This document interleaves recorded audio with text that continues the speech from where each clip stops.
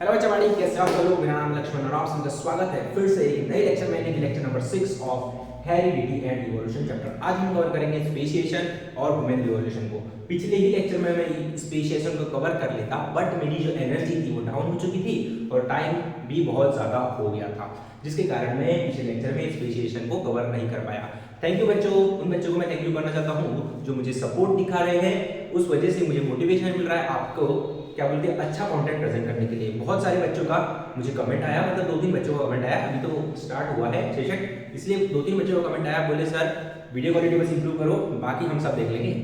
तो बच्चों उसीलिए मैं आज कवर कर रहा हूँ स्पेशिएशन।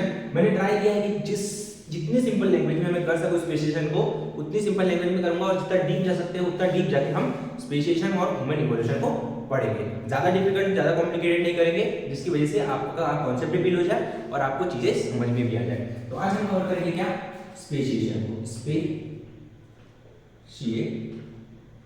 को कवर करेंगे, ठीक है, स्पेशिएशन को कवर करेंगे। अब ये जो स्पेशिएशन होता है उसकी डेफिनेशन हमारे बुक में क्या दी हुई है, और स्पेशिएशन की इंडियन डेफिनेशन भी क्या होती है ये भी देखेंगे। स्पेशिएशन ज़्यादा कुछ बड़ी चीज़ नहीं होती है, formation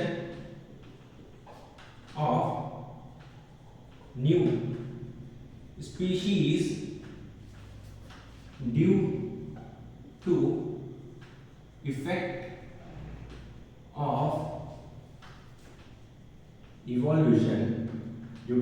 of evolution is speciation। यानी कि हमारी डेफिनेशन हमसे कहना चाहती है स्पेशिएशन एक फॉर्मेशन, न्यू स्पीशीज का फॉर्म होना है। किसकी वजह से? इवोल्यूशन की वजह से एक न्यू स्पीशीज का फॉर्म होना ही क्या है, हमारा स्पेशिएशन है। अब ये स्पीशीज होती क्या है ये बात समझो। स्पीशीज क्या होती है? स्पीशीज ये क्या होती है? Group of organism which reproduce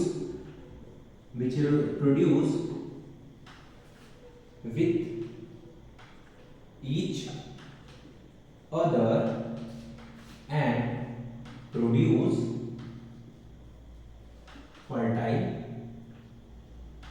fertile offspring। यानी कि स्पीशीज क्या होते हैं? स्पीशीज जो होते हैं ये ग्रुप है ऑर्गेनिज्म का, ग्रुप ऑफ ऑर्गेनिजम्स होते हैं जो एक दूसरे के साथ में क्या करते हैं, रिप्रोडक्शन करते हैं और एक फर्टाइल बेबी को यानी कि फर्टाइल ऑफस्प्रिंग को जन्म देते हैं। अब इसको एग्जांपल की मदद से समझो, जिसकी वजह से तुमको अच्छे से समझ में आएगा। फॉर एग्जांपल लेता हूं मैं यहाँ पर इसका बॉय और गर्ल का, ठीक है, बॉय और गर्ल का एग्जांपल लेता हूँ, ठीक है। अब मैं क्या करता हूँ, इन दोनों का क्या कराता हूँ, रिप्रोडक्शन करवाता हूँ, रिप्रोडक्शन करवाता हूँ। अगर इन दोनों का रिप्रोडक्शन करवाऊंगा तो मुझे क्या मिलेगा, एक बेबी मिलेगा जो कि क्या होगा, फर्टाइल होगा। अब ये फर्टाइल का मतलब क्या होता है, एबल टू रिप्रोड्यूस। यानी कि जो बॉय और गर्ल रिप्रोडक्शन करेंगे और एक नया बच्चा पैदा करेंगे वो क्या होगा, फर्टाइल होगा। फिर जब मैं इस बच्चा, ये जब जो बच्चा है, अगर ये 25 साल के बाद में बड़ा होता है और रिप्रोडक्शन करता है तो ये क्या करेगा, एक नए फर्टाइल बच्चे को जन्म देगा। इतनी बात समझ में आ गई। अब देखो स्पीशीज क्या होगी, अब तुम सुन लो, अच्छा ध्यान से सुनना। ग्रुप ऑफ ऑर्गेनिज्म, अब मैंने क्या लिया, एक बॉय और गर्ल लिया, ये भी एक ग्रुप हो गया, बॉय और गर्ल का क्या हो गया, एक ग्रुप हो गया। उन्होंने बीच में करवाया, रिप्रोडक्शन करवाया, क्या हो गया, रिप्रोडक्शन करवाया एक दूसरे के साथ में। स्पीशीज वही होती है, ऐसे ऑर्गेनिजम्स होते हैं जो एक दूसरे के साथ में क्या कर सके, रिप्रोडक्शन कर सके और एक फर्टाइल बच्चे को जन्म दे सके। वैसे ऑर्गेनिज्म के ग्रुप को हम क्या कहते हैं, स्पीशीज कहते हैं। इतनी बात समझ में। फिर देखो जब मैंने बॉय और गर्ल को क्या कराया, रिप्रोड्यूस करवाया, तो मुझे क्या मिला, एक फर्टाइल बच्चा मिला। फिर जब मैं उस बच्चे का क्या कराता हूँ, दूसरे बेबी के साथ में, अब बेबी और बेबी, छोटे छोटे बच्चे तो रिप्रोड्यूस नहीं कर सकते, जब वो मैच्योर हो जाएंगे, यानी कि जब ये बेबी मैच्योर हो जाएगा आफ्टर 18 साल के बाद में, जब वो बच्चा क्या हो जाएगा, मैच्योर हो जाएगा, तब वो क्या करेगा, दूसरे लड़की के साथ में क्या करेगा, रिप्रोड्यूस करेगा और एक नए फर्टाइल बच्चे को क्या करेगा, जन्म देगा। यही एग्जांपल हमें समझाता है, यानी कि अगर मैं ऐसे दो स्पीशीज यानी कि दो ऑर्गेनिज्म के ग्रुप को क्या करवाता हूँ, रिप्रोड्यूस करवाता हूँ और रिप्रोड्यूस करवाने के बाद में मुझे एक फर्टाइल बेबी मिलता है, तो मैं क्या कंसीडर करता हूँ, ये बॉय और जो गर्ल है वो यानी कि जो ग्रुप ऑफ ऑर्गेनिज्म है वो क्या है, एक ही स्पीशीज का है। इतनी बात समझ में आ गई। अब एग्जांपल लेते हैं इसका, अब एग्जांपल ले लेते हैं अपन, ये हो गया एग्जांपल नंबर 1 और अब ले लेते हैं example number 2 for better understanding. अब मैं क्या करता हूँ, डोंकी, डोंकी यानी कि गधे और हॉर्स को क्या करता हूँ, रिप्रोड्यूस करवाता हूँ। अगर मैं गधे और घोड़े को रिप्रोड्यूस करवाऊंगा तो मुझे क्या मिलेगा, म्यूल मिलेगा। क्या मिलेगा, म्यूल, जो कि जिसको हम बोलते हैं खच्चर। अब जो खच्चर होता है वो स्पीशीज नहीं होती, क्योंकि अगर मैं क्या करूंगा, क्योंकि अगर मैं म्यूल और म्यूल का रिप्रोडक्शन करवाऊंगा तो मुझे इनफर्टाइल, इनफर्टाइल क्या मिलेगा, म्यूल मिलेगा, इनफर्टाइल बेबी मिलेगा, इनफर्टाइल बेबी मिलेगा, जो हमारे किसी काम का ही नहीं है। यानी कि जो म्यूल है क्या है, इज नॉट स्पीशीज, ये स्पीशीज नहीं है। तो ये क्या है sir, it is a hybrid, ये क्या है, हाइब्रिड है। ठीक है, समझ में आ गया। जैसे कि दूसरा एग्जांपल लेते हैं लायन और टाइगर का। लायन और टाइगर जब हम उन दोनों को जबरदस्ती क्या करवाते हैं, रिप्रोड्यूस करवाते हैं, तो हमें क्या मिलता है, लाइगर मिलता है, जो कि अगेन एक हाइब्रिड होता है और वो इनफर्टाइल होता है। इनफर्टाइल का मतलब ऐसा ऑर्गेनिज्म जो बच्चा रिप्रोड्यूस नहीं कर सकता। इतनी बात समझ में आ गई। अब तुम देख रहे होगे बहुत सारे सोशल मीडिया पर या फिर आईवीएफ सेंटर्स की ऐड आती है तुम्हारे टीवी पर या फिर मोबाइल पर, तो वो ज्यादातर बातें किसके ऊपर करते हैं, इनफर्टिलिटी के ऊपर। इनफर्टिलिटी मतलब जो ऐसे माँ बाप जो बच्चा रिप्रोड्यूस करने के लिए एबल नहीं है, तो वो लोग क्या करते हैं, उसका कारण क्या होता है। लड़कों का तो मुझे सिंपल सा एक ही कारण दिखता है, मास्टरबेशन, लैक ऑफ मास्टरबेशन, बहुत ज्यादा मास्टरबेट करते हैं, जिसकी वजह से उनकी स्पर्म क्वालिटी गिर जाती है, या फिर क्या होता है, उनके बॉडी में से स्पर्म प्रोड्यूस होना ही बहुत क्या हो जाता है, लेस हो जाता है, वीक हो जाता है। और लड़कियों का जो कारण है वो है उनके फैलोपियन ट्यूब और यूटेरस का कमजोर होना। ठीक है, ये सब कारण होते हैं आपके इनफर्टिलिटी के। बट हम इस टॉपिक पे ना जाते हुए हम स्पीशीएशन के टॉपिक को ही कंटिन्यू करते हैं। इसी बात समझ आएगी कि स्पीशीज क्या होती है। स्पीशीज क्या होती है, ग्रुप ऑफ ऑर्गेनिज्म होती है। अगर मैं उस ग्रुप के ऑफ ऑर्गेनिज्म को क्या करूं, रिप्रोड्यूस करवाऊं एक दूसरे के साथ में, ऐसे ऑर्गेनिज्म, अगर ऐसे ऑर्गेनिजम्स जिनको मैं एक दूसरे के साथ में रिप्रोड्यूस करवाऊं और मुझे क्या मिले, एक फर्टाइल बेबी मिले, तो उस स्पीशीज, उस ग्रुप ऑफ ऑर्गेनिज्म क्या कहता हूं मैं, स्पीशीज कहता हूं। इतनी बात समझ में आ गई। अब ध्यान से देखना मैं क्या बोलने वाला हूं। अब जितने भी स्पीशीज है इस वर्ल्ड में, इस अर्थ पर जितनी भी स्पीशीज है, उनके हैबिटाट और उनके खान पान, उनके रिप्रोडक्शन एबिलिटी और क्या बोलते हैं टाइमिंग, यानी कि पीरियड, कितने पीरियड तक कर सकते हैं, ये सब अलग अलग होता है। किसकी वजह से, जियोग्राफिकल कंडीशन की वजह से। तो हम क्या लिखते हैं, वी कैन सी, हम क्या लिख सकते हैं, क्या लिख सकते हैं भाई, बताओ जरा, हम क्या लिख सकते हैं, बताओ बताओ। On earth many species exist, हमारे अर्थ पर बहुत सारी वैरायटी ऑफ स्पीशीज क्या करती है, एग्जिस्ट करती है। ठीक है, but there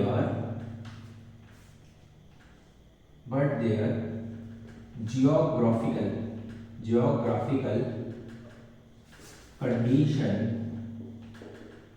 condition different from each other, यानी कि हम जितने भी स्पीशीज देखते हैं हमारे अर्थ पर, उन सबका जियोग्राफिकल कंडीशन अलग अलग है एक दूसरे से। ठीक है, जिससे कि हमें पता चलता है कि स्पीशीज एक ही तरीके की नहीं हो सकती, बहुत सारे तरीके की स्पीशीज जो है हमारे अर्थ पर एग्जिस्ट कर सकती है। अब जियोग्राफिकल कंडीशन से मतलब क्या है, जियोग्राफिकल कंडीशन से मेरा मतलब क्या है, जियोग्राफिकल कंडीशन मतलब तुम्हारा हो गया हैबिटाट, तुम किस जगह पे रहते हो। ठीक है, तुम्हारा हैबिटाट, तुम्हारा खान पान क्या है, फूड, तुम्हारी रिप्रोडक्टिव एबिलिटी कितनी है, रिप्रोडक्टिव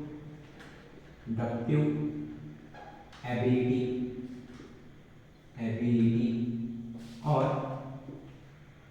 रिप्रोडक्टिव रिप्रोडक्शन पीरियड। यानी कि हम ये कह सकते हैं अगर हमारे पास बहुत सारी स्पीशीज है और उन सभी स्पीशीज का जियोग्राफिकल कंडीशन अलग अलग है, जैसे कि ये हमारी स्टेटमेंट कह रही है, तो मैं क्या कह सकता हूँ, हर ऑर्गेनिज्म का खान पान अलग होगा, ठीक है, हर ऑर्गेनिज्म का रहना अलग अलग होगा।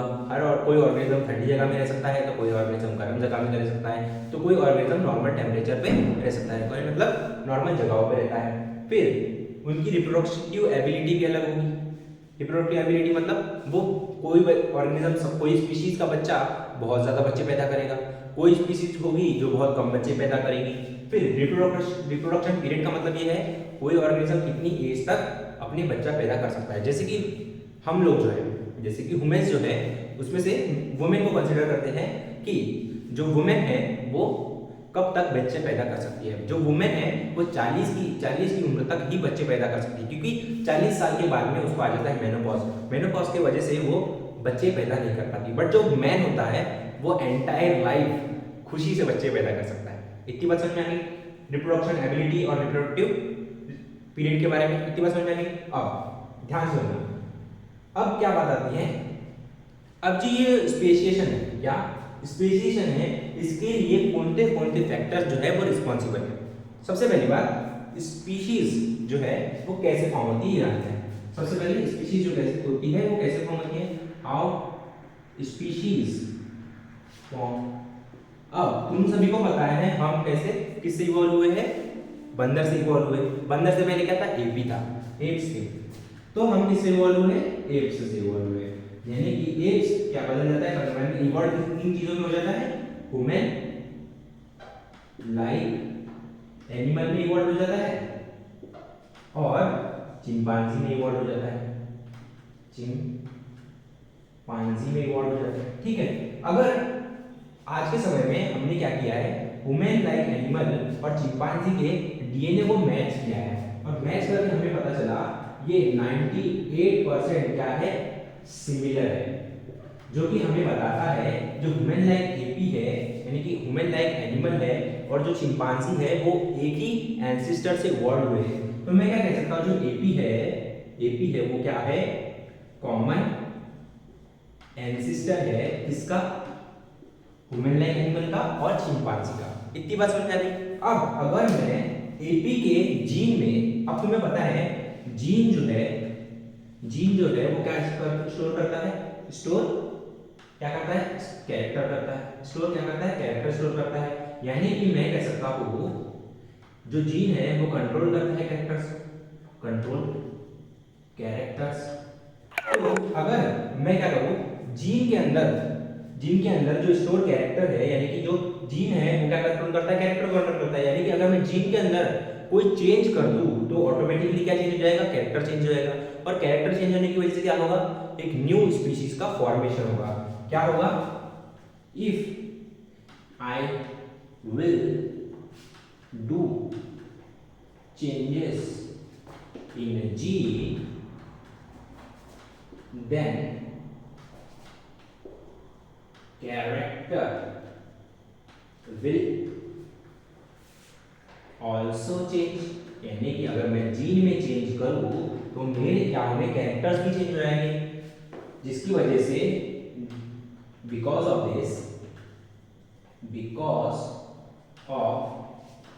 This new species were form. यानी कि जिसकी वजह से एक न्यू स्पीशीज फॉर्म हो जाएगी। यही कहते हैं हम कि जो स्पीशीज है उसके अंदर के जीन को अगर हम चेंज करें, किसी ऑर्गेनिज्म के जीन के अंदर हम चेंज करें तो उसकी कैरेक्टरिस्टिक्स भी चेंज हो जाएगी और जिसकी वजह से क्या होगा, एक न्यू स्पीशीज बन जाएगी। ठीक है, अब तो क्या मैं कह सकता हूँ जो जेनेटिक वेरिएशन यानी कि जीन के अंदर चेंज करना वो रिस्पॉन्सिबल है किसके लिए, स्पेसिएशन के लिए, क्योंकि न्यू स्पीशीज का फॉर्म होना ही क्या है, हमारा स्पेसिएशन है। इतनी बात समझ में, यहाँ पे मैंने लिखा हूँ खासकर देखो, फॉर्मेशन ऑफ न्यू स्पीशीज। यहाँ पर क्या हो रही है, एक न्यू स्पीशीज फॉर्म हो रही है, किसकी वजह से, जीन के अंदर चेंज होने की वजह से। तो क्या मैं कह सकता हूँ genetic variation is responsible for speciation. तो मैं यहाँ मैं क्या लिखता हूँ, तो यहाँ में क्या लिखता हूँ बच्चों, बताओ जरा, genetic variation is responsible for speciation. इतनी बात समझ में आई। तो जो हमारा स्पेशिएशन है उसके लिए एक कारण जो रिस्पॉन्सिबल है वो क्या है, जेनेटिक वेरिएशन। आई होप आपको जेनेटिक वेरिएशन जो है वो किस तरीके से रिस्पॉन्सिबल स्पेशिएशन के लिए ये बात क्लियर कार्ड हो गई है, और नहीं भी हुई है तो ध्यान से सुनो। देखो हमारे अर्थ पर बहुत सारे स्पीशीज क्या होती है, ठीक है, जिसकी वजह से क्या होता है, उनका रहने का तरीका, उनकी जियोग्राफिकल कंडीशंस अलग अलग होती है, जिसकी वजह से इसका मतलब उनका हैबिटेट, वो कोई ऑर्गेनिज्म गर्म जगह पर रहता है, कोई रेगिस्तान में रहता है, तो कोई कोल्ड जगह पर रहता है, यानी कि कश्मीर में रहता है। कश्मीर इसलिए लिया हो क्योंकि बहुत ठंडी जगह होती है। किसी ऑर्गेनिज्म का खाना कुछ और होता है, किसी ऑर्गेनिज्म का खाना कुछ और होता है। किसी ऑर्गेनिज्म की रिप्रोडक्टिव एबिलिटी बहुत ज्यादा होती है, तो किसी ऑर्गेनिज्म की रिप्रोडक्टिव एबिलिटी बहुत कम होती है। कोई ऑर्गेनिज्म ज्यादा उम्र तक क्या कर सकता है, बच्चे पैदा कर सकता है, और कोई ऑर्गेनिज्म बहुत कम उम्र में ही बच्चे पैदा कर सकता है। इतनी बात समझ में आ गई। अगर मैं देखूं कि स्पीशीज कैसे फॉर्म होती है, तो मैं देखता हूं कि अगर किसी ऑर्गेनिज्म के अंदर जो जीन होता है उसके अंदर क्या करूं, मैं चेंज कर दूं, तो क्या होगा, उसके कैरेक्टर्स भी ऑटोमेटिकली चेंज हो जाएंगे, और कैरेक्टर चेंज होने की वजह से एक नई स्पीशीज का फॉर्मेशन होगा जो कि रिस्पॉन्सिबल है हमारे स्पेशिएशन के लिए। तो मैं कहता हूं genetic variation is responsible for speciation. इतनी बात समझ में आ गई। अब आते हैं सेकंड पॉइंट के ऊपर। तो आप क्या करो, इसको एकदम पहले फटाक से लिख लो।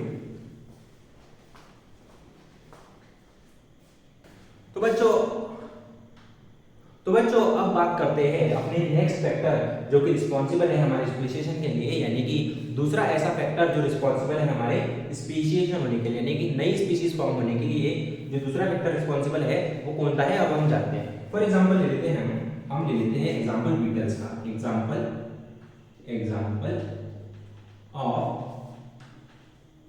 बीटल्स। अब ये बीटल्स जो है वो एक तरीके के इंसेक्ट्स होते हैं, ठीक है, इंसेक्ट्स होते हैं जो कि फॉरेस्ट में रहते हैं। तो मैं ले लेता हूँ यहाँ पर एक फॉरेस्ट बना लेता हूँ। ये हो गया एक बाउंड्री, यानी कि ये हो गया, क्या हो गया, ये फॉरेस्ट हो गया हमारा, क्या हो गया, फॉरेस्ट हो गया, ठीक है। इसके अंदर बहुत सारे क्या रहते हैं, बीटल्स रहते हैं। क्या रहते हैं, बहुत सारे बीटल्स रहते हैं, ठीक है। क्या रहते हैं बच्चों, बहुत सारे बीटल्स रहते हैं। क्या रहते हैं, ये क्या है, बीटल, ठीक है, बहुत सारे क्या रहते हैं इसमें, बीटल्स रहते हैं। अब क्या हुआ, इन्वायरमेंट की वजह से, यानी कि ज्योग्राफिकल कंडीशन में चेंज आने की वजह से क्या हुआ, ये जो है फॉरेस्ट के एक भाग में क्या आ गया, अकाल पड़ गया, यानी कि क्या हो गया, डेजर्ट फॉर्म हो गया। किसकी वजह से, ड्राई इन्वायरमेंट की वजह से। तो जो हमारा फॉरेस्ट था उसका एक पार्ट जो है, जो हमारा फॉरेस्ट है उसका एक पार्ट जो है वो किसमें कन्वर्ट हो गया, कन्वर्ट इनटू डेजर्ट। जो एक पार्ट जो है हमारे फॉरेस्ट का वो कन्वर्ट हो गया डेजर्ट में, और जो दूसरा पार्ट है वो जैसे का वैसा रहा, एज इट इज रहा, क्या, फॉरेस्ट, जैसे का वैसा फॉरेस्ट रहा होगा। एक पार्ट में क्या हो गया, अकाल पड़ गया, यानी कि ड्रॉट पड़ गया, जिसकी वजह से वहां पे क्या हो गया, डेजर्ट फॉर्म हो गया, और दूसरी पार्ट में क्या हुआ, जैसे का वैसा फॉरेस्ट रहा। अब क्या हुआ, जिस पार्ट में डेजर्ट पड़ा, वहां के जो बीटल्स थे उन्होंने क्या किया, जियोग्राफिकल कंडीशन को, यानी कि इन्वायरमेंट में फिट होने के लिए अपने अंदर कुछ मॉडिफिकेशंस लाए, जिसकी वजह से क्या हुआ, वो टोटली किसमें कन्वर्ट हो गए, न्यू स्पीशीज में फॉर्म हो गए। यानी कि यहाँ पर क्या हुआ, नेचुरल सिलेक्शन की प्रोसेस हुई। अब नेचुरल सिलेक्शन तुमको मैंने पिछले लेक्चर में बताया था। ऐसे डार्विन थ्योरी के अकॉर्डिंग क्या होता है, अगर कोई ऑर्गेनिज्म सर्वाइव करना चाहता है तो उसको अपने अंदर क्या लाने पड़ेंगे, यूजफुल मॉडिफिकेशंस लाने पड़ेंगे, और फिर वो यूजफुल मॉडिफिकेशंस लाने के बाद में बच्चे पैदा करेगा, जिसकी मदद से उसके बच्चे को उस इन्वायरमेंट में फिट होने के लिए कोई मेहनत नहीं करनी पड़ेगी। इतनी बात हुई थी हमारे डार्विन थ्योरी में। तो यहाँ पर भी वही डार्विन थ्योरी का कॉन्सेप्ट रखता है जो कि है नेचुरल सिलेक्शन। अब यहाँ पर नेचुरल सिलेक्शन होता है, और कुछ ऑर्गेनिजम्स होते हैं, जो कुछ बीटल्स होते हैं, वो अपने इन्वायरमेंट को अडॉप्ट करने के लिए सक्सेसफुल हो जाते हैं, यानी कि अपने अंदर कुछ ऐसे मॉडिफिकेशंस लाते हैं और अपने आप को ये डॉट के हिसाब से, डेजर्ट के हिसाब से अपने आप को चेंज कर लेते हैं और एक न्यू स्पीशीज में कन्वर्ट हो जाते हैं। बट जो ये फॉरेस्ट वाले जो अच्छा खासा फॉरेस्ट पहले से बचा हुआ था, यानी कि जो दूसरा पार्ट है हमारे फॉरेस्ट का, उसके अंदर जो बीटल्स थे वो जैसे के वैसे ही है। तो यहाँ पर जो बीटल्स थे वो क्या हुए, जैसे के वैसे ही रहे। ठीक है, इसलिए मैंने यहाँ लिखा हूँ एज इट इज, जैसे का वैसा रहा। बट जो क्या थे, डॉट वाले क्या थे, डेजर्ट वाले बीटल जो थे, डेजर्ट वाले बीटल्स जो थे वो कन्वर्ट हो गए किसमें, इनटू न्यू स्पीशीज, एक न्यू स्पीशीज में क्या हो गए, कन्वर्ट हो गए। अब इस एग्जांपल की मदद से क्या मैं ये कह सकता हूँ, जियोग्राफिकल कंडीशन के अंदर चेंज आने से एक न्यू स्पीशीज का फॉर्म हुआ।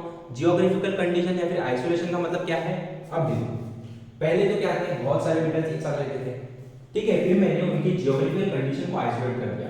आइसोलेशन का मतलब अलग अलग कर दिया, ठीक है, या फिर मैं कह सकता हूँ जियोग्राफिकल कंडीशन को चेंज कर दिया। मतलब पहले जो बीटल्स थे वो पहले नॉर्मल जगह पे रहते थे, फिर मैंने क्या किया, उसमें से जो आधे बीटल्स हैं उनको गर्म जगह पर भेज दिया, यानी कि डेजर्ट में भेज दिया, और जो आधे ऑर्गेनिज्म है उनको अच्छे खासे यानी कि वही फॉरेस्ट में, हरे भरे फॉरेस्ट में रखा। फिर जो ऑर्गेनिज्म यानी कि जो बीटल्स थे जो डेजर्ट में थे, उन्होंने क्या किया, अपने आप को क्या किया, अपने अंदर मॉडिफिकेशन लाए, और डेजर्ट के अंदर रहने के हिसाब से उन्होंने मॉडिफिकेशन लाने की वजह से उनके अंदर क्या हुआ, कैरेक्टर्स के अंदर चेंज हुआ, और कैरेक्टर के अंदर चेंज होने की वजह से क्या हुआ, एक न्यू स्पीशीज बनी, इसकी बीटल्स की बनी। इतनी बात समझ लगी। तो इसकी वजह से क्या मैं कह सकता हूँ कि जो जियोग्राफिकल कंडीशन है वो रिस्पॉन्सिबल है किसके लिए, हमारे स्पेसिएशन के लिए। तो क्या मैं यहाँ लिख सकता हूँ, तो क्या मैं ये लिख सकता हूँ, तो क्या मैं यहाँ लिख सकता हूँ, चेंज इन जियोग्राफिकल कंडीशन और isolation of geographical condition is also responsible for speciation। इतनी बात समझ में आ गई। तो इससे इस एग्जांपल से हमें ये समझ में आया, अगर मैं इन्वायरमेंट की जियोग्राफिकल कंडीशन को क्या करता हूँ, चेंज करता हूँ, तो मुझे एक नई स्पीशीज फॉर्म होती हुई दिखाई देती है। इसलिए मैं कहता हूँ जो जियोग्राफिकल कंडीशन है वो भी एक कारण है स्पेसिएशन का, यानी कि एक नई स्पीशीज फॉर्म होने का कारण हमारा एक तरीके से जियोग्राफिकल कंडीशन भी हो सकता है। अब हमने किन किन तरीके के जियोग्राफिकल कंडीशन यानी कि स्पेसिएशन होने के कितने एग्जांपल देखे, कितने फैक्टर्स देखे कि स्पेसिएशन होने के कितने फैक्टर्स देखे। मैं आपसे पूछता हूँ, हमने स्पेसिएशन होने के कितने फैक्टर्स देखे? अभी तक हमने कौन कौन से देखे? दो तरीके देखे। पहला देखे हमने genetic variation and second one is geographical isolation. बस यही दो देखे, बट और एक भी होता है, वो होता है रिप्रोडक्टिव आइसोलेशन। अब उसको एक्सप्लेन करने के लिए मेरे पास एग्जांपल नहीं है, तो मुझसे उसको एक्सप्लेन करने के लिए मैं ओरली एक्सप्लेन करता हूँ। देखो फॉर एग्जांपल ले लो, मैं क्या करता हूँ, दो फर्टाइल ऑर्गेनिजम्स को क्या करता हूँ, रिप्रोड्यूस करवाता हूँ। दो फर्टाइल ऑर्गेनिज्म को क्या करवाता हूँ, रिप्रोड्यूस करवाता हूँ, और उससे मुझे क्या मिलती है, एक नई स्पीशीज मिलती है जो कि एक रिस्पॉन्सिबल है इसके लिए, स्पीशीशन के लिए। अब हमारा ये एग्जांपल ले लो, मेरी मम्मी और मेरे पापा ने जब रिप्रोड्यूस किया तो मैं क्या हुआ, मैं पैदा हुआ, जो कि उनसे टोटली डिफरेंट हूँ। उनके कैरेक्टर्स और मेरे पापा और मेरी मम्मी के कैरेक्टर्स मेरे अंदर आए, और फिर मैंने अपने आप को इवॉल्व करके एक नया इंसान बना लिया, यानी कि एक नई स्पीशीज फॉर्म कर ली। यानी कि जब मेरा बच्चा पैदा होगा वो मेरे से अलग होगा, मेरे से ज़्यादा इवॉल्व होगा, यानी कि एक न्यू स्पीशीज फॉर्म हो जाएगी। इतनी बात समझ में आ गई। तो मैं इससे कह सकता हूँ हमारी जो रिप्रोडक्टिव आइसोलेशन है या फिर रिप्रोडक्शन है वो भी एक तरीके से स्पेसिएशन के लिए रिस्पॉन्सिबल है। तो हम देखते हैं तीन तरीके के क्या बोलते हैं, स्पेसिएशन के फैक्टर्स जो कि रिस्पॉन्सिबल है स्पेसिएशन के लिए। इतनी बात समझ में आ गई। तीन फैक्टर रिस्पॉन्सिबल है हमारे स्पेसिएशन के लिए। इतनी बात समझ में आ गई। अब इस साइड को लिख लो, इस साइड को मैं मिटा रहा हूँ। इस साइड को लिख लो। अब मैं इस साइड को बिठा रहा हूं। तो अभी हमने क्या करेंगे, 3 फैक्टर रिस्पॉन्सिबल है हमारे किसके लिए, 3 factor responsible for speciation. Speciation के लिए कौन कौन से 3 फैक्टर रिस्पॉन्सिबल है। पहला, number 1 is genetic variation, gene में चेंज आने की वजह से एक न्यू स्पीशीज का फॉर्मेशन होना, ये क्या है, रिस्पॉन्सिबल है स्पेशिएशन के लिए। ठीक है, जेनेटिक वेरिएशन क्या है, रिस्पॉन्सिबल हमारे स्पेशिएशन के लिए, यानी कि एक न्यू स्पीशीज फॉर्म होती है। ठीक है, second one is geographical condition, geographical isolation, यानी कि अगर एक समान एक क्या बोल सकते हैं, एक ही तरीके के जियोग्राफिकल कंडीशन में रहने वाले ऑर्गेनिजम्स को मैं क्या कर दूं, अलग अलग जियोग्राफिकल कंडीशन में भेज दूं, तो जो अलग अलग क्या बोलते हैं जियोग्राफिकल कंडीशन में वो सर्वाइव करने के लिए अपने अंदर क्या लाते हैं, मॉडिफिकेशन लाते हैं और वो कन्वर्ट हो जाते हैं एक न्यू स्पीशीज में। इसलिए हम कहते हैं जो जियोग्राफिकल आइसोलेशन है वो भी रिस्पॉन्सिबल है हमारे स्पेशिएशन के लिए। और third one is reproduction. Reproduction भी जो है वो एक न्यू स्पीशीज को फॉर्म करता है। जैसे कि हमारा एग्जांपल, हमारे माता पिता क्या करते हैं, रिप्रोड्यूस करते हैं और हमें पैदा करते हैं, जिसकी वजह से क्या होता है, उनके कैरेक्टर्स भी हमारे अंदर आते हैं और हम अपने कैरेक्टर्स भी डेवलप करते हैं, जिसकी वजह से हम टोटली डिफरेंट स्पीशीज बन जाते हैं अपने माता पिता से। इतनी बात सुनना नहीं, इसलिए हम कहते हैं रिप्रोडक्शन, जियोग्राफिकल आइसोलेशन और जेनेटिक वेरिएशन जो है वो रिस्पॉन्सिबल है हमारे स्पेशिएशन के लिए। तो आज का जो स्पेशिएशन का टॉपिक था वो हो गया भाई टोटली खत्म। बस इतना ही समझाना था तुम्हें स्पेशिएशन के बारे में। अब जो तुम्हारी बुक है, जो तुम्हारी टेक्स्ट बुक है, उसमें स्पेशिएशन को बहुत ही छोटे से पैराग्राफ में समझाया है। अब मुझे नहीं पता, उसे ज़्यादा मेरे हिसाब से उसे और थोड़ा सा डिटेल में एक्सप्लेन करते तो तुम्हें बुक से ही पढ़ के समझ में आ जाता, बट तुम्हारे बुक में एक्सप्लेन नहीं किया गया उतने अच्छे तरीके से, इसलिए मैंने तुम्हें उसे तोड़ मड़ोड़ कर जोड़ तोड़ कर यहाँ पर स्पेशिएशन अच्छे तरीके से समझाने की कोशिश की है। आई होप आपको स्पेशिएशन टोटली समझ में आया होगा। अब बढ़ते हैं हम अपने किसके ऊपर, ह्यूमन इवोल्यूशन के ऊपर। तो सबसे पहले आप इसे लिख लीजिए।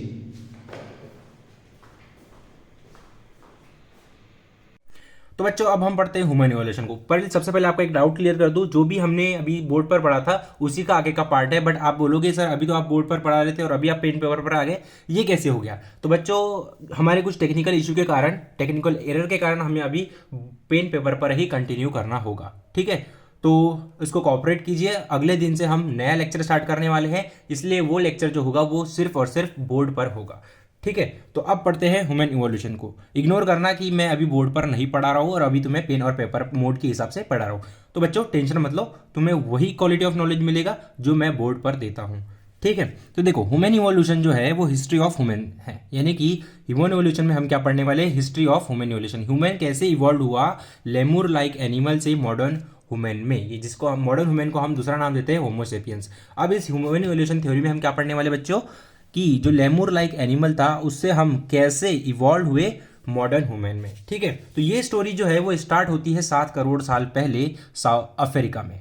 कहाँ स्टार्ट होती है बच्चों, 7 करोड़ साल पहले अफ्रीका में। अफ्रीका में क्या हुआ, 7 करोड़ साल पहले जितने भी डायनासोर्स थे वो क्या हो गए, डिसअपियर हो गए। डिसअपियर किसके कारण चलते हुए, हमारे मतलब अर्थ पर क्या हुआ, एक एस्ट्रॉइड टकराया, जिसकी वजह से क्या हुआ, डायनासोर जितने भी थे वो खत्म हो गए। बट उसी समय पर क्या हुआ, जो जितनी भी बची पुची स्पीशीज थी वो उसमें से एक लेमूर लाइक जो स्पीशीज है, लेमूर लाइक एनिमल जो है वो इवॉल्व हुआ मंकी में। इसलिए मैंने लिखा हूं यहाँ पर monkey like animal evolve from lemur like animal. ठीक है, अब जो ये मंकी था वो उसके पास टेल होती है, मतलब ये तुम सभी को पता है। ठीक है, तो ये जो मंकी लाइक एनिमल था उसकी जो टेल थी वो डिसअपियर हो गई 4 करोड़ साल पहले अफ्रीका में। फिर ये जो मंकी लाइक एनिमल था वो डेवलप हुआ इजिप्टोपैथिकस में। अब ये जो इजिप्टोपैथिकस था उसकी जो टेल थी वो पूरी तरीके से डिसअपियर हो चुकी थी। ठीक है, उसका ब्रेन और हैंड जो था वो थोड़ा बहुत इम्प्रूव होना स्टार्ट हुआ था। उसके बाद जो एपी लाइक एनिमल थे, एपी लाइक एनिमल यानी कि इजिप्टोपैथिकस जो थे वो कहाँ रहते थे बच्चों, अफ्रीका में रहते थे। फिर 2 करोड़ साल पहले क्या हुआ, जो अफ्रीका में रहने वाले कुछ एपीलाइक एनिमल्स थे वो आधे चले गए साउथ अफ्रीका में और आधे चले गए नॉर्थ ईस्ट अफ्रीका में। ठीक है, जो नॉर्थ ईस्ट अफ्रीका में क्या हुए थे, एपीलाइक एनिमल गए थे वो इवॉल्व हो गए औरंगटून्स में, एंड जो साउथ अफ्रीका में गए थे कौन एपीलाइक एनिमल, वो इवॉल्व हो गए गिबॉन्स में। ठीक है, और फिर जो जो बचे पूछे एनिमल जो थे कहाँ पर, साउथ अफ्रीका में, वो कन्वर्ट हो गए यानी कि वो इवॉल्व हो गए गोरिल्ला और चिंपांजी में। राइट, इतनी बात समझ में आ गई। अब देखो आगे तो देखो अब 2.5 ये करोड़ ईयर्स एगो क्या हुआ, इन्वायरमेंट चेंज होने लगा, यानी कि 1.5 साल पहले क्या हुआ, इन्वायरमेंट में चेंज आने लगा, जिसकी वजह से क्या हुआ, जो फॉरेस्ट थे वो रिड्यूस होने लगे, क्योंकि जो उस टाइम क्या हुआ था, जो इन्वायरमेंट चेंज होने के कारण इन्वायरमेंट में ड्राइनेस आ गई, यानी कि सूखापन आ गया, जिसकी वजह से क्या हुआ, हमारा फॉरेस्ट जो था वो डिस्टिंक्ट होना यानी कि कम होना स्टार्ट हुआ, जिसकी वजह से जो पेड़ों पर रहने वाले मंकी लाइक एनिमल थे यानी कि एपी लाइक एनिमल थे वो कहाँ आ गए, ग्राउंड पर आ गए। तो मैं कहता हूँ because of APs start living on ground, due to start living on ground their pelvic girdle developed in such way started to stand erect and their hand also developed। यानी कि इसका मतलब ये है कि देखो फॉरेस्ट रिड्यूस हो गया, फिर उसके बाद में क्या हुआ, वो लोग कहाँ पर आना स्टार्ट हुए, ग्राउंड पर रहना स्टार्ट हुए। ठीक है, अब वो जैसे जैसे ग्राउंड पर रहना स्टार्ट हुए तो वो क्या, उनका जो पेल्विक गर्डल है उसमें क्या हुआ, चेंज आना स्टार्ट हुआ। पेल्विक गर्डल मतलब आप जिस पर आपकी कमर के नीचे की हड्डी जो होती है उसको हम कहते हैं पेल्विक गर्डल। इतनी बात समझ में आ गई। अब वो पेल्विक गर्डल के अंदर क्या हुआ, डेवलपमेंट होना स्टार्ट हुआ, जिसकी वजह से हम क्या हुए, थोड़ा बहुत स्टैंड होना स्टार्ट हुए, यानी कि हम इरेक्ट स्टैंड होना स्टार्ट हुए। फिर हमारा हैंड भी धीरे धीरे डेवलप हो रहा था। ठीक है, अब ये जो इवॉल्व स्पीशीज है यानी कि ये जो इवॉल्व ईपीज है उनको हम कहते हैं रामापिथेकस। जो धीरे धीरे जिनका पेल्विक गर्डल डेवलप हो रहा था उनको हम कहते हैं रामापिथेकस, जिसको हम कहते हैं ह्यूमन लाइक एनिमल भी हम उन्हें कहते हैं। रामापिथेकस को हम क्या कहते हैं, ह्यूमन लाइक एनिमल भी कहते हैं। अब यहाँ पर समझने वाली बात ये है, जो एपी लाइक एनिमल है वो कहाँ स्टार्ट हुए थे रहना, ग्राउंड पर स्टार्ट हुए थे। राइट, और उनको हम क्या कहते हैं, ड्रायोपैथिकस। जो स्टार्टिंग में क्या हुए थे, इवॉल्व होना स्टार्ट हुए थे ग्राउंड पर, सिर्फ जो स्टार्टिंग में इवॉल्व होना स्टार्ट हुए थे वो थे ड्रायोपैथिकस। जो फुल्ली इवॉल्व हो गए, इरेक्ट स्टैंड हो गए, उन्हें हम कहते हैं रामापैथिकस। ठीक है, अब देखो जो रामापैथिकस थे वो कहाँ मिले हमें, नॉर्थ ईस्ट अफ्रीका में मिले, क्योंकि नॉर्थ ईस्ट अफ्रीका में मिले। राइट, अब after in south Africa AP grown in size and become more intelligent. अब ये तो हो गई नॉर्थ अफ्रीका की बात। अब नॉर्थ अफ्रीका में क्या बात हो रही थी, देखो जो नॉर्थ ईस्ट अफ्रीका में थे वो जो औरंगटन्स थे वो काय में बदल गए, रामापैथिकस में बदल गए। अब बात करते हैं जो साउथ अफ्रीका में जो एपीज चले गए थे उनका क्या हुआ, जो कि कन्वर्ट हो गए थे किसमें भाई, किसमें कन्वर्ट हो गए थे, देखो जरा यहाँ गिबॉन्स में जो कन्वर्ट हो गए थे उनका क्या हुआ। ठीक है, अब देखो ये आगे देखो। ठीक है, तो देखो जो साउथ अफ्रीका में चले गए थे जो कि औरंग क्या बोल गए थे, गिबॉन्स बन गए थे, उनका क्या हुआ, उनका जो ब्रेन था और उनका साइज जो था वो क्या होना स्टार्ट हुआ, बढ़ना स्टार्ट हुआ, जिसकी वजह से वो इंटेलिजेंट हुए। ठीक है, फिर 40 लाख साल पहले क्या हुआ, उनकी मॉर्फोलॉजी में चेंजेस आए। उनके मॉर्फोलॉजी में इस तरीके से चेंजेस आए कि वो जो एनिमल्स थे, ह्यूमन लाइक एनिमल्स थे, वो किसकी तरह दिखने लगे, मॉडर्न ह्यूमन की तरह दिखने लगे। इसीलिए हम कहते हैं वो एक मेंबर है किसका, होमोजीनस का, यानी कि जीनस होमो का। अब ये जो होमो है उसको हम लैटिन वर्ड में मैन भी कहते हैं। ठीक है, अब देखो अब बढ़ते हैं आगे। अब जो ह्यूमन लाइक एनिमल था उसको हम क्या कहते हैं, यानी कि जो गिबॉन्स है, यानी कि जो गिबॉन्स है उनको हम क्या कहते हैं, ह्यूमन लाइक एनिमल कहते हैं। राइट, क्योंकि उनका जो मॉर्फोलॉजी है वो मॉडर्न ह्यूमन से क्या खाता है, मेल खाता है, इसलिए हम उन्हें क्या कहते हैं, ह्यूमन लाइक एनिमल कहते हैं। वो कन्वर्ट हो गए, वो उनको हम कहते हैं क्या, उनको क्या कहते हैं हम, जो गिबॉन्स जो है वो जिनकी मॉर्फोलॉजी चेंज हो गई थी, जो हमारे जैसे यानी कि मॉडर्न ह्यूमन जैसे दिख रहे थे, उनको हम क्या कहते हैं, एस्ट्रेलियोपैथिकस। इतनी बात समझ में आ गई। फिर उसके 20 साल बाद क्या हुआ, 20 करोड़ साल बाद क्या हुआ, जो एस्ट्रेलियोपैथिकस थे वो डेवलप हुए स्किल्ड वुमेन में। फर्स्ट स्किल्ड वुमेन में कौन डेवलप हुआ, एस्ट्रेलियोपैथिकस। एस्ट्रेलियोपैथिकस को हम दूसरा नाम भी देते हैं, वो होता है होमो हैबिलिस। ठीक है, अब जो स्किल्ड वुमेन थे वो यूज़ करते थे एडवांस टूल्स का फॉर हंटिंग, यानी कि शिकार करने के लिए किसका यूज़ करते थे, टूल्स का यूज़ करते थे, और वो खाने को पकाने के लिए क्या करते थे, फायर का भी यूज़ करते थे। उसके 15 लाख साल बाद क्या हुआ, जो स्किल्ड ह्यूमन थे वो डेवलप हो गए, किसमें किसमें डेवलप हो गए, डेवलप हुए, और वो एक परफेक्ट करेक्ट इरेक्ट पोस्चर में क्या हो गए, इवॉल्व हो गए। यानी कि उनका स्टैंड होने का तरीका तो जहाँ वो बिल्कुल ही इरेक्ट हो गया, यानी कि वो बिल्कुल ही स्ट्रेट खड़ा होना स्टार्ट हो गए। कौन, स्किल्ड ह्यूमन डेवलप हो गए, किस में कन्वर्ट हो गए, इरेक्ट पोस्चर वाले मैन में, जिनको हम कहते हैं होमो इरेक्टस। अब ये जो होमो इरेक्टस है वो हमें मिले, कहाँ मिले, चाइना और इंडोनेशिया में मिले। इतनी बात समझ में आ गई। अब ये मिले मिले मैं क्यों कह रहा हूँ, क्योंकि हमने जो ये थ्योरी लिखी है, यानी कि ह्यूमन इवोल्यूशन जो लिखा है, वो प्रेडिक्ट किया है हमने कि ऐसे ऐसे करके हम इवॉल्व हुए होंगे एपी से मॉडर्न ह्यूमन के अंदर। अब हमने ये पता कैसे किया कि हम ऐसे ऐसे करके इवॉल्व हुए होंगे, तो बच्चों जितने भी खगोल करता है, यानी कि जियोलॉजिस्ट है या फिर हिस्टेरियोलॉजिस्ट है, उन्होंने क्या किया, जितने भी हमारे फॉसिल रिकॉर्ड्स है, यानी कि वो लोग क्या करते हैं, हिस्टोलॉजिस्ट क्या करते हैं, ज़मीन को खोदते हैं और वहाँ से क्या पता क्या मिलता है उन्हें, हड्डी के अवशेष मिलते हैं। अब उनकी कार्बन डेटिंग करके उन्होंने ये पता किया कि ये जो ऑर्गेनिज्म है, ये जो मैन है वो कितना पुराना है, ये हड्डी कितनी पुरानी है, उस हिसाब से उन्होंने अरेंज करके ऑर्गेनाइज वे में हमें ह्यूमन इवोल्यूशन बताया। ठीक है। अब जो ह्यूमन इरेक्टस थे वो डेवलप हो गए, ये फुल्ली डेवलप हो गए थे, क्योंकि उनका जो पोस्चर था, उनकी जो स्पाइन थी वो टोटली इरेक्ट हो चुकी थी, यानी कि टोटली स्ट्रेट हो चुकी थी। इसीलिए हम कहते हैं जो स्किल ह्यूमन है वो टोटली क्या हो गया था, इरेक्ट पोस्चर में आ गया था, जिसको हम कहते हैं होमो इरेक्टस। इतनी बात समझ में आ गई।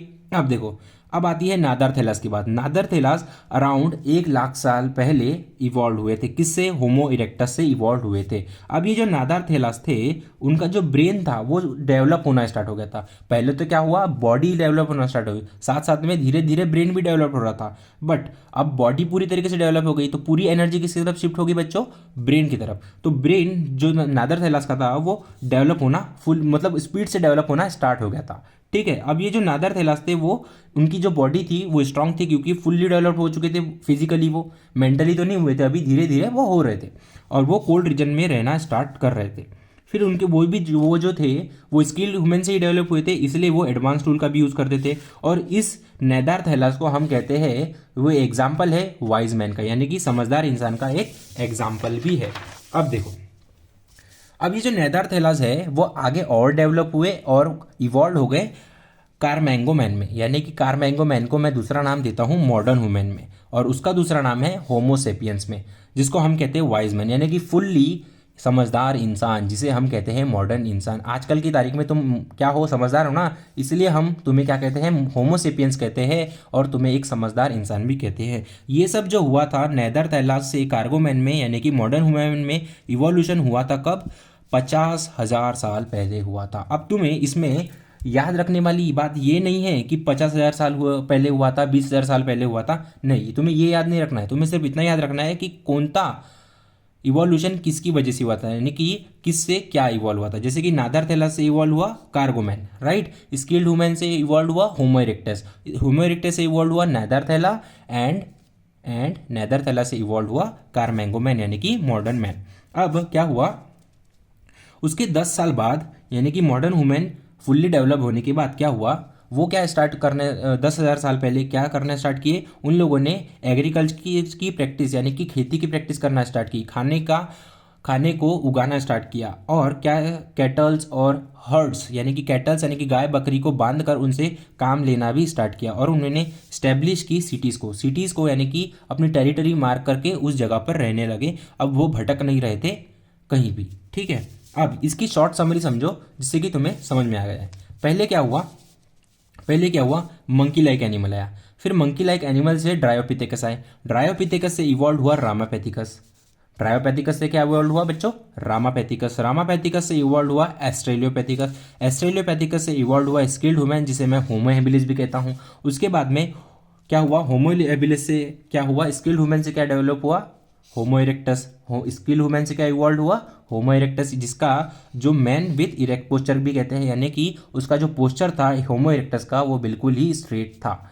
ठीक है। फिर होमो इरेक्टस से क्या इवॉल्व हुआ, नेदरथेलस का ब्रेन, यानी कि नेदरथेलस जो है वो फर्स्ट क्या है, मंकी मतलब मॉडर्न ह्यूमन लाइक एनिमल था, जिसका फुल्ली बॉडिकली, जिसकी जो बॉडी थी वो फुल्ली इरेक्ट थी, और उसका ब्रेन जो है वो स्टार्ट होना, ब्रेन जो है वो डेवलप होना स्टार्ट हो गया था।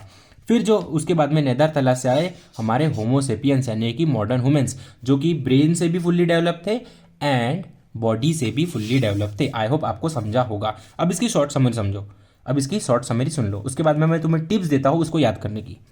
जो एशियन मंकी लाइक एनिमल थे, जो ट्री पर रहते थे, उनका क्या हुआ, वो कहाँ पर रहना स्टार्ट हो गए, ग्राउंड पर रहना स्टार्ट हो गए। किसकी वजह से, फॉरेस्ट कम होने की वजह से, क्योंकि फॉरेस्ट कम किसके कारण हुआ, ड्राई क्लाइमेट के कारण, क्योंकि इन्वायरमेंट में चेंज आ गया था। ठीक है, फिर ग्राउंड पर रहने के कारण उनके पोस्चर में चेंज आया। वो कैसे होना स्टार्ट हो गया, उनका जो पोस्चर था वो इरेक्ट होना डेवलप हुआ। किसके कारण, पेल्विक गर्डर के अंदर क्या होना, मॉडिफिकेशन आने के कारण हुआ। ठीक है, फिर उनके हैंड भी जो थे वो फ्री होना स्टार्ट हो गए, यानी कि हैंड से वो वर्क लेते थे। कैसे लेते थे, वो फूड उठाने के लिए, फूड ले जाने के लिए, अपनी प्रोटेक्शन के लिए, कुछ नया इन्वेंट करने के लिए वो अपने हाथों का यूज़ करने लगे। फिर वो हाथों का यूज़ करते करते स्टोन्स का भी यूज़ करने लगे, जिससे कि वो टूल्स बनाने लगे फॉर बेटर हंटिंग। और फिर जब वो टूल्स बना रहे थे तो उसमें भी दिमाग लगता है, कुछ चीज़ बनाने के लिए, कुछ चीज़ इन्वेंट करने के लिए उसमें दिमाग लगता है, तो उनका ब्रेन का यूज़ ज़्यादा होने लगा। ठीक है, जिसके कारण उनका ब्रेन का साइज जो है और उनकी इंटेलिजेंस जो है वो बढ़ने लगी। ठीक है, फिर क्या हुआ, उसके कारण क्या हुआ, अर्ली ह्यूमन लाइक ईपी क्या हुआ, फॉर्म हुआ, जिसको हम क्या कहते हैं, रामापैथिकस कहते हैं। फिर क्या हुआ, रामापैथिकस से कौन इवॉल्व हुआ, एस्ट्रेलियोपैथिकस से इवॉल्व हुआ होमो हेबिलिस, यानी कि स्किल्ड ह्यूमन डेवलप हुआ। उसके बाद में होमो हेबिलिस से इवॉल्व हुआ होमो इरेक्टस, जो कि मैन विथ इरेक्ट पोस्चर भी कहते हैं हम उसे। फिर होमो इरेक्टस से इवॉल्व हुआ नादरथेला, एंड फिर फाइनली हम आ गए, यानी कि मॉडर्न ह्यूमन आ गए, जिसको हम कहते हैं होमोसेपियंस। इतनी बात समझ में आ गई बच्चों। अब बात करते हैं हम किसकी, तो बच्चों अब हम बात करते हैं आपको ट्रिक के लिए, यानी कि इस टॉपिक को लर्न करने के लिए, इनके नाम याद करने के लिए आपको मैं एक ट्रिक देता हूँ। ठीक है, अब देखो, please do remember Apple has essential nutrient for human. ठीक है, please do remember Apple has essential nutrient for human, ये है आपकी ट्रिक। अब इससे हम कैसे डिकोड करेंगे कि किससे क्या इवॉल्व हुआ, क्योंकि बच्चों को जो दिक्कत आती है वो ये आती है, हमें याद ही नहीं रहता कि किस ह्यूमन से क्या इवॉल्व हुआ है। अगर आपको स्टोरी अच्छे से समझ में आई होगी तो आपको कोई दिक्कत नहीं होगी, बट जिन बच्चों को अच्छे से समझ में नहीं आई होगी तो मैं कहता हूँ बच्चों, पहले आप स्टोरी को समझो, उसके बाद में ही इस शॉर्ट ट्रिक पर आओ। समझे, तो देखो पहले क्या, डू से हम ले लेते हैं ड्रायोपैथिकस, डी से हम ले लेते हैं ड्रायोपैथिकस, डू से हम ले लेते हैं ड्रायोपैथिकस, फिर रिमेंबर से हम ले लेते हैं रामापैथिकस, एप्पल से हम ले लेते हैं एस्ट्रेलियोपैथिकस, हैज से ले लेते हैं होमो हैबिलिस, एसेंशियल से ले लेते हैं होमो इरेक्टस। यहाँ पर मैंने ई का यूज़ किया है एसेंशियल के लिए। फिर न्यूट्रिएंट का एन लेकर मैंने शॉर्ट ट्रिक में लिखा है नेदरथैला से इवॉल्व हुआ है ह्यूमन, यानी कि ह्यूमन को हम क्या कहते हैं भाई आज की तारीख में, होमोसेपियंस कहते हैं। इतनी बात समझ में आ गई, तो आपको ट्रिक क्या याद रखनी है, please do remember Apple has essential nutrient for human. अब इससे हमें ये ट्रिक बनानी है। अब ये पैरापैथिकस जो है वो एडवांस टर्म है, इसलिए जो हमारे बुक में मेंशन नहीं है उसको बारे में मैं तुम्हें कुछ नहीं बताने वाला, बट बताऊंगा, ज़रूर बताऊंगा, क्योंकि मुझे खुजली है तुम्हें बताने की। सुनो, जो ड्रायोपैथिकस के पहले जो ऑर्गेनिज्म था, यानी कि एपी लाइक क्या था, ऑर्गेनिज्म था, उसको हम कहते हैं पैरापैथिकस। क्या कहते हैं बच्चों, पैरापैथिकस कहते हैं। वैसे तो आपके बुक में मेंशन नहीं है। अब दूसरी ट्रिक ले लेते हैं, जिन बच्चों को इस ट्रिक से याद नहीं हो रहा है वो इस ट्रिक से याद कर लो, ये मेरे हिसाब से इजी भी है। Doctor Ram and Hanuman Japan car से गए। क्या बोला मैंने, डॉक्टर राम एंड हनुमान कहाँ गए, जापान गए कार से। अब देखो, डॉक्टर से हम ले लो ड्रायोपैथिकस, राम से ले लो रामापैथिकस, एंड से ले लो एस्ट्रेलियोपैथिकस, हनुमान से ले लो होमो हैबिलिस। ठीक है, जापान से अब देखो होमो इरेक्टस का दूसरा नाम भी, तीसरा नाम भी है, वो है जावा मैन। ठीक है, तो जा से आ जाता है जावा मैन, यानी कि होमो इरेक्टस। ठीक है, फिर एन से आ जाता है नादरथैलस, जापान के एन से आ जाता है नेदरथाला। कार से मतलब कार्गोमैन, कार्गोमैन को हम क्या भी कहते हैं, क्या कहते हैं बच्चों, होमोसेपियंस भी कहते हैं। से भी तुम होमोसेपियंस ले सकते हो अगर तुम्हें क्या याद नहीं आ रहा है। कार से अगर तुम्हें कार्गोमैन याद नहीं आ रहा है तो तुम क्या ले सकते हो, होमोसेपियंस भी ले सकते हो से। बस इतनी बात में आ गई, इतनी बात समझ में आ गई, ट्रिक समझ में आ गई।